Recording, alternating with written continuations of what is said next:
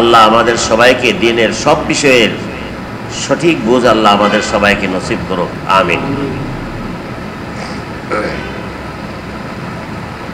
মোটামুটি আলোচনা, বাইতুল্লাহ সম্পর্কে আলোচনা, মৌলিক আলোচনাগুলো শেষ। এখন হজ কিভাবে করব, আজকে থেকে আমাদের হজের আলোচনা চলবে। প্রথম বিষয় হলো আজকের পবিত্র হজ একটি ফরজ ইবাদত। এই ফরজ ইবাদতটি যদি কেউ আদায় করতে চায়, শরীয়ত ইসলাম তিনটি ব্যবস্থা রেখেছেন। তিনটি ব্যবস্থার যে কোনো একটি ব্যবস্থা গ্রহণ করে হজ করা যাবে, এই ফরজটা আদায় করা যাবে। তিনটি পদ্ধতি, তিনটি তরিকা হজ করার। এই তিনটি পদ্ধতির যে কোনো একটি পদ্ধতি গ্রহণ করে সে হজ আদায় করতে পারবে। এই হিসাবে হজ তিন প্রকার। এক প্রকার হজের নাম ইফরাদ হজ, দ্বিতীয় আরেক প্রকার হজের নাম কিরান হজ, তৃতীয় আরেক প্রকার হজের নাম তামাত্তু হজ। হজ তিন প্রকার। শরীয়তের এমন কিছু নিয়ম নীতি আছে, এই নিয়ম নীতি পালন করে যদি হজ করে এটাকে ইফরাদ হজ বলে। একটু পরে শুনবেন নিয়ম নীতিটা কি। শরীয়তের অন্য কিছু নিয়ম নীতি আছে, সেই নিয়ম নীতি অনুযায়ী পালন করে যদি কেউ হজ করে এটাকে কিরান হজ বলে। আরেকটা নিয়ম নীতি আছে, সেই নিয়ম নীতি অবলম্বন করে যদি কেউ হজ করে এটাকে তামাত্তু হজ বলে। হজ তিন প্রকার। আজকের প্রথম সবক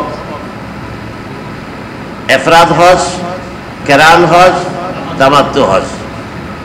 হজে যাওয়ার আগে চূড়ান্ত সিদ্ধান্ত নিতে হবে আপনাকে আমাকে, আমি কি হজ করব। আমি কি তামাত্তু হজ করব, না কিরান হজ করব, না ইফরাদ হজ করব। সিদ্ধান্ত নিয়ে তারপরে হজে যেতে হবে। দুঃখের বিষয়, আমাদের গ্রাম দেশের অনেক হজ যাত্রী আছে, হজের সফরে জিজ্ঞেস করি হজের পরে, হয়তো প্লেনে আমার পাশে সিটে বসছে, জিদ্দা এয়ারপোর্টে দেখা হয়েছে, বা হাজী সাহেব কি হজ করছেন, স্যার এই জ্ঞানটা নাই। হজ যে তিন প্রকার, তার জবাব দ্বারা বুঝি সে জানে না হজ যে তিন প্রকার। কেউ কেউ বলে কি হজ করছেন হাজী সাহেব, মক্কা শরীফের হজ করছে। আর কেউ কেউ বলে বড় হজ করছি, আর কেউ কেউ বলে আরো সরল সোজায় কি হজ করছি তো বলতে পারবো না। 10 জনের সাথে গেছি, 10 জনের সাথে আসছি, 10 জনে যা করছে আমি তাই করছি।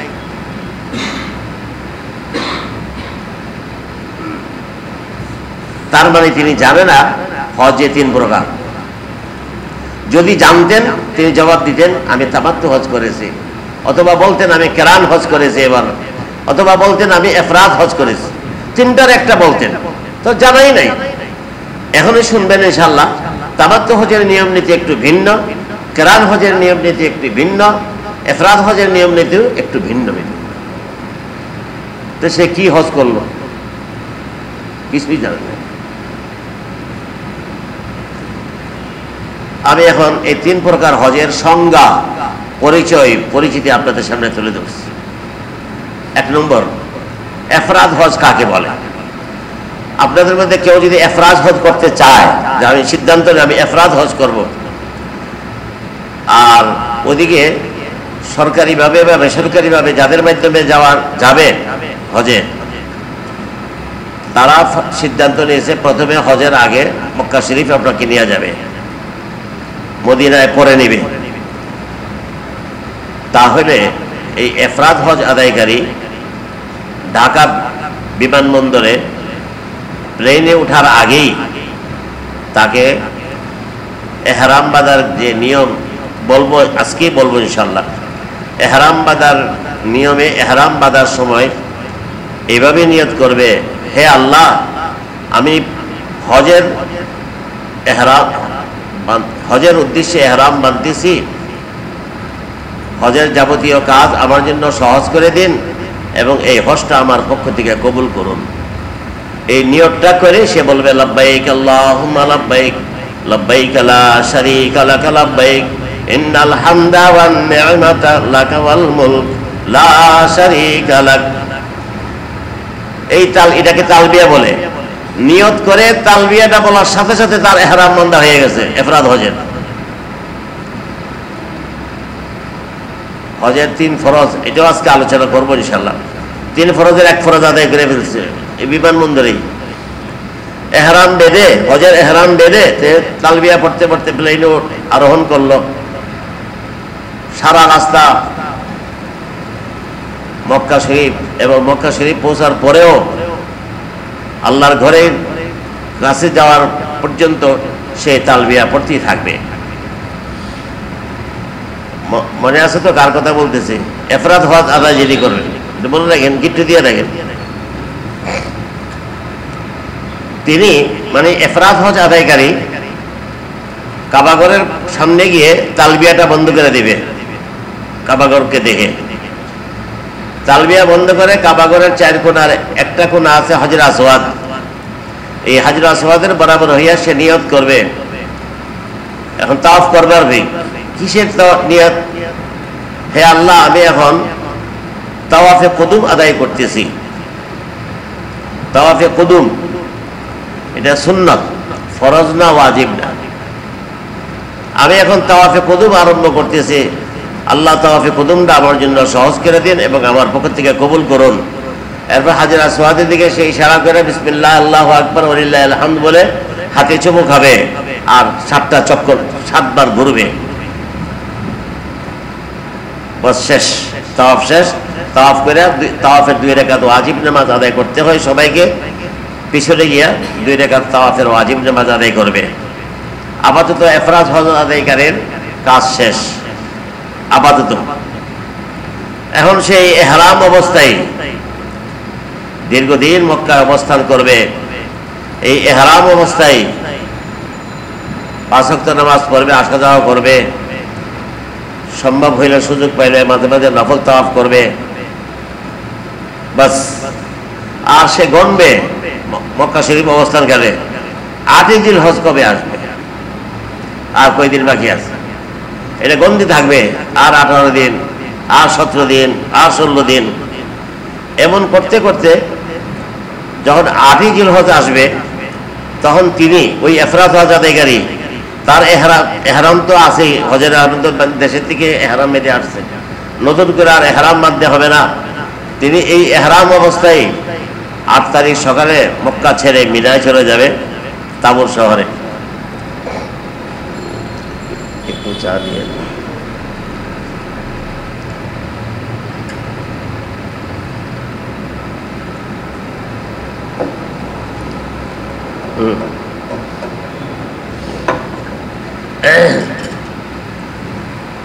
আট তারিখে মিনায় গেল তাবুর শহরে, সারাদিন সারা রাত্র থাকলো। পরের দিন ভোরে আরো 6 মাইল দূরে আরাফার ময়দানে যাবে। 9 জিলহজ আরাফার ময়দানে সারাদিন কান্নাকাটি করে তওবা ইস্তেগফার করে সন্ধ্যার পরে সে চলে আসবে মুজদালিফায়। মুজদালিফায় এসে মুজদালিফার কি কি আমল এগুলি পরে বলবো। আমল সারা রাত কাটাবে। সকালে অর্ধেক চা দিতে বলবেন, বেশি চা তো আমি খেতে পারি না, ঠান্ডা হয়ে যাবে।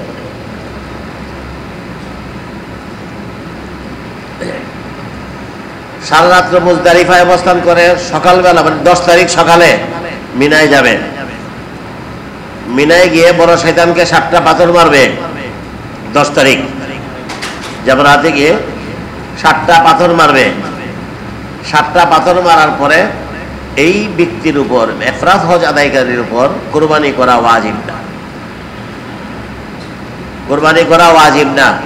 সে বড় শয়তানকে পাথর মেরে মাথা কামাইয়া, পুরুষ হইলে মাথা কামাইয়া, আর মহিলা হইলে মাথার চুলের আঘাত থেকে একটু চুল কেটে সে হালাল হয়ে দেবে, ইহরাম থেকে স্বাধীন হয়ে দেবে। ঐচ্ছিক লেবাস ধারণ করে সে বাকি হজের কাজগুলো আদায় করবে। মাঝখানে একদিন মক্কা শরীফ গিয়ে ফরজ তাওয়াফ করবে, সাফা মারওয়ার সাই করবে, আর 11 তারিখ 12 তারিখের পাথর মারার কাজটি করবে। এই পদ্ধতি গ্রহণ করে যারা হজ করে এটাকে বলা হয় ইফরাদ হজ। বুঝে আসছে? আচ্ছা, 2 নম্বর কেরান হজ কাকে বলে? কেরান হজ কাকে বলে? যিনি কেরান হজ আদায় করার সিদ্ধান্ত নিয়েছেন,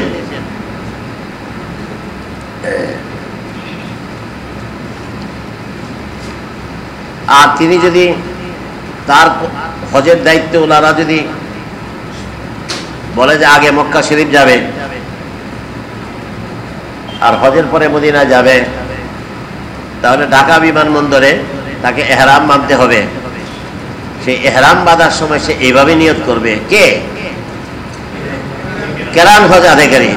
তার নিয়তের মধ্যে দেখেন পরিবর্তন আগের জনের সাথে। সে নিয়ত করবে, হে আল্লাহ, আমি উমরা এবং হজের নিয়তে এহরাম বাঁধতেছি। আমি উমরা এবং হজের নিয়তে এহরাম বাঁধতেছি। আর আগের জন কি বলছিল? হে আল্লাহ, আমি হজের এহরাম বাঁধতেছি, উমরার কথা বলে নেই। এই যে নিয়তের মধ্যে পার্থক্য হয়ে গেল। হে আল্লাহ, আমি উমরা এবং হজের নিয়তে এহরাম বাঁধতেছি, আমার উমরা এবং হজের যাবতীয় কাজ আমার জন্য সহজ করে দিন, এবং এই আমার উমরা এবং হজটা আমার পক্ষ থেকে কবুল করুন। এটা নিয়ত। নিয়তটা করে সে বলবে, লাব্বাইক আল্লাহুম্মা লাব্বাইক, লাব্বাইক লা শারীকা লাক লাব্বাইক, ইন্নাল হামদা ওয়ান নি'মাতা লাকা ওয়াল মুলক লা শারীকা লাক। নিয়ত করে তালবিয়াটা পড়ার সাথে সাথে কেরান হজ আদায়কারীর ইহরাম বাঁধা কমপ্লিট হয়ে গেছে। এখন তিনি ইহরাম বাঁধা হয়ে গেছে, তালবিয়া পড়তে পড়তে মক্কায় যাবে। মক্কায় থেকে আল্লাহর ঘরের কাছে গিয়ে তালবিয়াটা বন্ধ করবে। তাওয়াফের সময় তালবিয়া পড়া নিষেধ।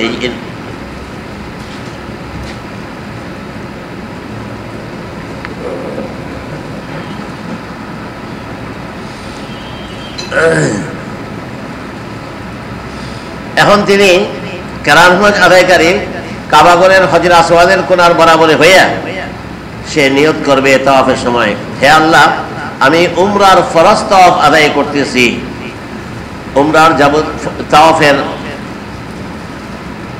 যাবতীয় কাজ আমার জন্য সহজ করে দিন, তাওয়াফটা আমার পক্ষ থেকে কবুল করুন। এখানে মধ্যে পার্থক্য আগের জনের। আগের জনে বলছিল, হে আল্লাহ, আমি তাওয়াফে কুদুম আদায় করতে, তার জন্য এটা সুন্নত ছিল।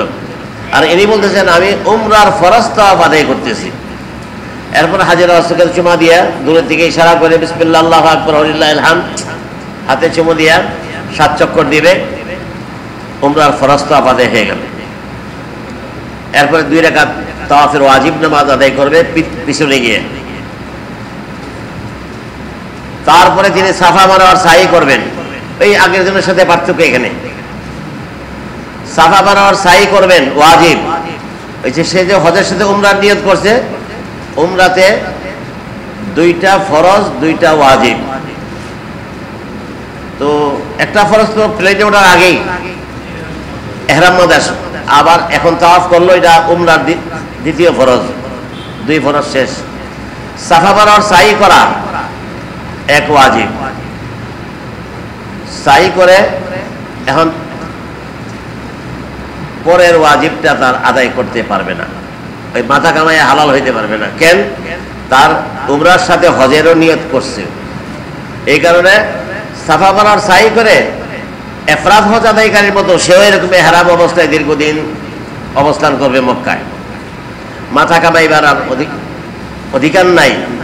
কেন? উমরার সাথে হজেরও নিয়ত করে ফেলছিল।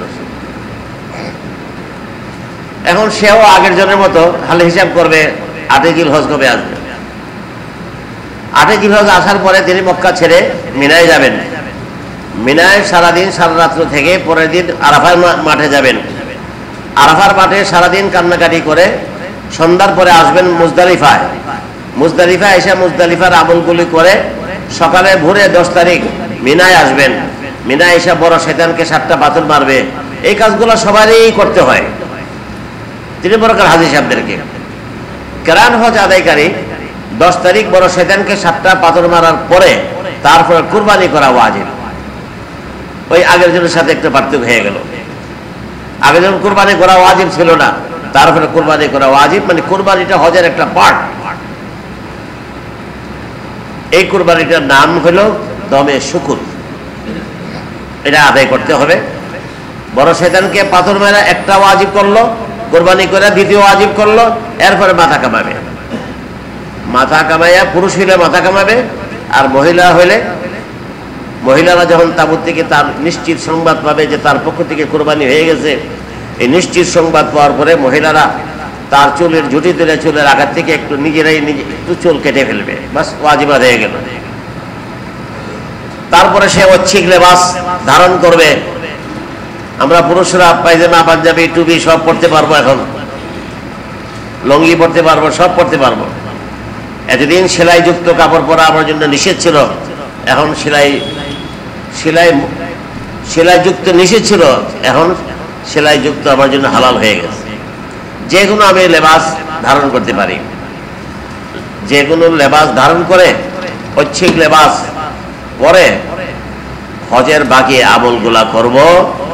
ঐচ্ছিক লেবাস পরে মক্কায় যাব, এহরাম লাগবে না, গিয়া ফরজ তাওয়াফ করব, করে সাফা মারওয়ার সাই করবে।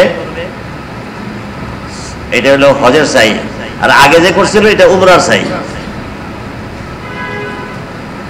সাই করার পরে মাথা তো আগে কামাই ফেলছে কোরবানি করে, এখন আর মাথা কামানোর প্রশ্ন নাই। এখন তার 12 তারিখ 13 তারিখ 11 তারিখ 12 তারিখ মিনায় গিয়ে পাথর মারার কাজ আছে, হজ শেষ। এই নিয়ম নীতি পালন করে যারা হজ করবে এটাকে কেরান হজ বলে। কেরান এটা আরবি শব্দ। কেরান মানে হলো দুইটা জিনিসকে একসাথে মিলানো, দুইটা জিনিসকে সফর, একটা হজের একটা সফরের মধ্যে দুইটা জিনিসকে মিলাইছে নিয়তের মধ্যে, আমি উমরা এবং হজ, এই কারণে এর নাম কেরান রাখা হয়েছে। আচ্ছা, দুই প্রকার সংজ্ঞা আমাদের বুঝে আসছে। এফরাদ হজ কাকে বলে, কেরান হজ কাকে বলে, 3 নম্বরটা রয়ে গেছে। আরেক প্রকার হলো তামাত্তু হজ। যিনি সিদ্ধান্ত নেবে যাবে তামাত্তু হজ করব, আর প্রথমে মক্কা যাওয়ার ফয়সালা হয়ে গেছে, তাহলে ঢাকা বিমানবন্দরে প্লেনে ওঠার আগে তিনি এহরাম মানবেন। কিভাবে এহরাম মানতে হয় এটা পরে আলোচনা আসবে। তিনি এহরাম বাঁধার সময় এভাবে নিয়ত করবেন, হে আল্লাহ, আমি উমরার এহরাম বাঁধতেছি, হজের কথা বলবে না। তো দেখেন এই নিয়তের মধ্যে 3 জনের 3 রকম। প্রথম জন বলছে আল্লাহ হজের এহরাম বাঁধতেছি, কেরান হজ থেকে বলছে আল্লাহ উমরা এবং হজের এহরাম বাঁধতেছি, আর ইনি বলতেছেন উমরার এহরাম বাঁধতেছি, হজের কথা বলবে না। হে আল্লাহ, আমি উমরার এহরাম বাঁধতেছি, উমরার যাবতীয় কাজ আমার জন্য সহজ করে দিন, এই উমরাটা আমার পক্ষ থেকে কবুল করুন। নিয়তটা করে সে বলবে লাব্বাইক আল্লাহুম্মা লাব্বাইক, লাব্বাইক লা শারীকা লাক লাব্বাইক, ইন্নাল হামদা ওয়ান নি'মাতা লাক ওয়াল মুলক লা শারীকা লাক। বাস, তার উমরার এহরাম বান্ধা হয়ে গেল। উমরাতে 2 ফরজ 2 ওয়াজিব 4টা কাজ। একটা কাজ ঢাকা বিমান প্লেনে ওঠার আগে হয়ে গেল, 1 ফরজ আদায় করল। এরপরে তালবিয়া পড়তে পড়তে মক্কায় যাবে। মক্কায় গিয়ে যার যার বাসায় বিশ্রাম করবে। বিশ্রামের পরে আবার নতুন করে ওযু করে পাক পবিত্র হয়ে লাব্বাইক আল্লাহুম্মা লাব্বাইক বলতে বলতে মসজিদুল হারামের দিকে যাবে। মসজিদুল হারামে প্রবেশ করে 5-6 মিনিট হাঁটার পরে আল্লাহর ঘরের কাছে যাবে। আল্লাহর ঘরের কাছে গিয়ে হজরে আসওয়াদের বরাবর হবে। বরাবর হয়ে সে নিয়ত করবে, হে আল্লাহ, আমি উমরার ফরজ তাওয়াফ আদায় করতেছি, তাওয়াফের সব কাজ আমার জন্য সহজ করে দিন তাওয়াফটা, আর তাওয়াফটা আমার পক্ষ থেকে কবুল করুন। আর হাজরে আসওয়াদ দিকে ইশারা করে বলবে বিসমিল্লাহ আল্লাহু আকবার ওয়ালিল্লাহিল হামদ, করে হাত ঘুরায় হাতে চুমা খাবে, 7টা চক্কর দিবে, ফরজ তাওয়াফ শেষ। এরপরে তাওয়াফের পরে 2 রাকাত ওয়াজিব নামাজ পড়তে হয়, সেই 2 রাকাত ওয়াজিব নামাজ আদায় করবে। পরে সাফা মারওয়ার সাই করবে। এটা 2 ফরজ আদায় হয়ে গেছে তাওয়াফ করার পরে, এখন 2টা ওয়াজিব রয়ে গেছে। সাফা মারওয়ার সাই করলো, 1 ওয়াজিব। সাই করে বাসার যে বাসায় থাকবেন, বাসার কাছে অনেক সেলুন আছে, সেলুনে বসে পুরুষরা মাথাটা কামাই ফেলবে। মাথাটা কামাইয়ের হালাল হয়ে গেল, উমরা শেষ। বারবার বলছি আপনাদেরকে, উমরার 4টা কাজ, 2টা ফরজ কাজ, দুইটা ওয়াজিব কাজ, উমরা হজ শেষ। মহিলা হইলে তামাত্তু হজ আদায়কারী সাফা মারওয়া সাই করে মহিলারা নিজের বাসায় যার যার মহিলাদের রুমে যাবে। মহিলারা মহিলাদের রুমে গিয়ে মাথার কাপড় খুলে, চুলের ঝুঁটি খুলে, চুলগুলা মুট করে ধরে, চুলের আঘাত থেকে কেচি দিয়ে সামান্য একটু চুল কেটে ফেলবে। কি পরিমাণ কাটবে এটা আমি পরে বলবো। আমি শুধু শিরোনাম করে বলে যাচ্ছি, ব্যাখ্যা যাচ্ছে না কিন্তু আজকে। বাস মহিলা যখন মাথার চুলের আঘাত থেকে একটু চুল কাটলো, এই মহিলাও হালাল হয়ে গেছে। এখন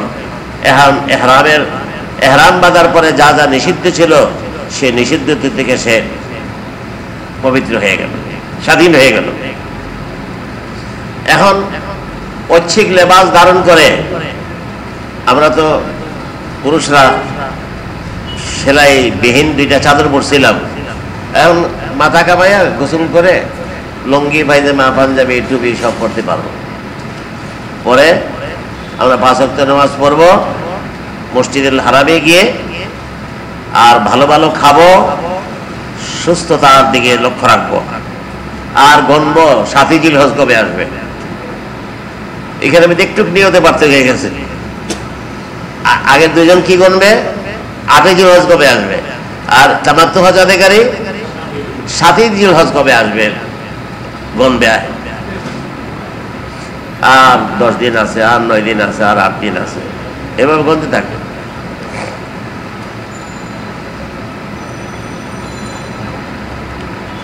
যখন 7ই জিলহজ আসবে, আপনাদের মনে আছে কার কথা বলতেছি? তামাত্তু হজ আদায়কারীর কথা বলতেছি। 7ই জিলহজ আসলে তিনি এহরাম বাঁধার প্রস্তুতিমূলক কিছু সুন্নত আমল আছে, এটা শুনবেন আজকে ইনশাল্লাহ। এই সুন্নত আমলগুলা করবেন 7 তারিখ দিনের বেলা, মানে আগামীকাল থেকে হজ আরম্ভ হবে। হজের প্রস্তুতিমূলক কিছু কাজ আছে 7 তারিখ দিনে করবে। 7 তারিখ দিবাগত রাত্রে এশার নামাজের পরে যার যার বাসায় এশার নামাজের পরে খানা খাইয়া একটু বিশ্রাম নিবে। রাত্রে 12টা-1টার সময় বিশ্রাম শেষ করে ফেলবে। শেষ করে ওযু করে যার যার বাসায় 2 রাকাত ইহরামের সুন্নত নামাজ পড়বে। ইহরামের সুন্নত নামাজ পড়ে সালাম ফিরাইয়া সে নিয়ত করবে, হে আল্লাহ, আমি হজের ইহরাম বাঁধতেছি, হজের যাবতীয় কাজ আমার জন্য সহজ করে দিন এবং এই হজটা আমার পক্ষ থেকে কবুল করুন। এই হজ তো কালকার থেকে, এখানে হজের এখন আর উমরার কথাও বলবে না সে। আর প্রথমবার উমরার সময় হজের কথা বলে নাই, নিয়ত করে নাই। এখন আজকে তো বাধ্যতামূলক, যেটার জন্য আসছে সেটা তো আজকে নিয়ত করতেই হবে। হে আল্লাহ, আমি হজের ইহরাম বাঁধতেছি, হজের যাবতীয় কাজ আমার জন্য সহজ করে দিন, এই হজটা আমার পক্ষ থেকে কবুল করুন। নিয়তটা করে সে বলবে, লাব্বাইক আল্লাহুম্মা লাব্বাইক, লাব্বাইক লা শারীকা লাক লাব্বাইক, ইন্নাল হামদা ওয়ান নি'মাতা লাকা ওয়াল মুলক লা শারীকা লাক। তালবিয়াটা পড়ার সাথে সাথে হজের ইহরাম বাঁধা হয়ে গেছে। আজকে শুনবেন একটু পরে, হজের মৌলিক ফরজ হলো 3টা। একটা ফরজ আদায় হয়েছে কোথায়? মক্কা শরীফ বাসায়। জানলে কত সহজ। তারপরে শেষ রাত্রে ডাকাডাকি শুরু হবে, মিনা মিনা মিনা মিনা। ওই লোকেরাই বলবে, আপনার এজেন্সির লোকেরাই বলবে যে মিনায় যাওয়ার জন্য সবাই বাসা থেকে নামেন, এমুক জায়গায় যান, রাস্তার ফুটপাথ থেকে দাঁড়ান, বলবে। বাস আসবে, বাসা যাইতে হবে। কেউ ফজরের আগে যায়, কেউ ফজরের পরে যায়। মিনায় যাইতে হবে আজকে, হজ শুরু হয়ে গেল। মিনায় গিয়ে সারাদিন সারা রাত্র থাকা সুন্নত, আর তালবিয়া পড়া, আর কোনো আমল নাই।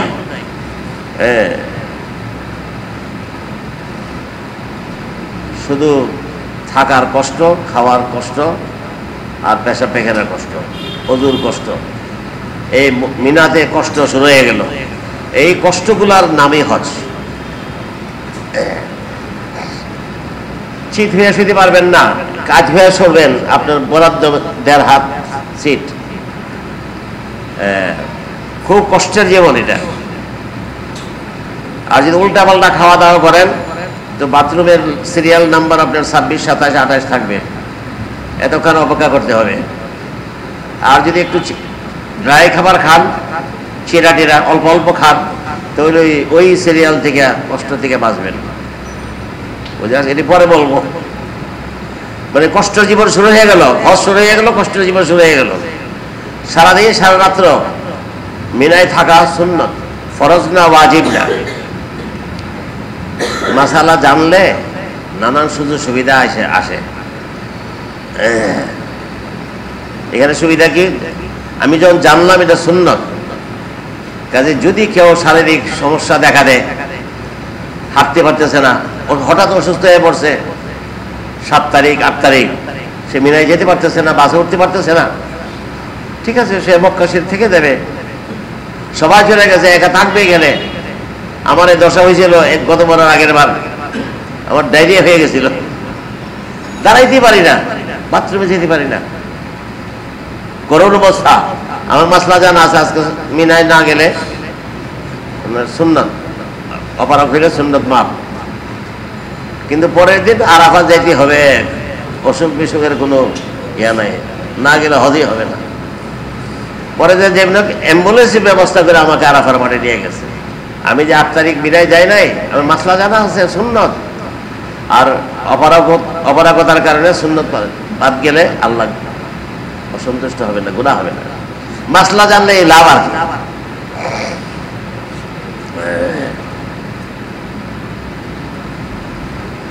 এরপরে তামাত্তু হজ আদায়কারী 9 তারিখ সকালে ফজর নামাজ পড়ে আরাফার ময়দানে যাবে।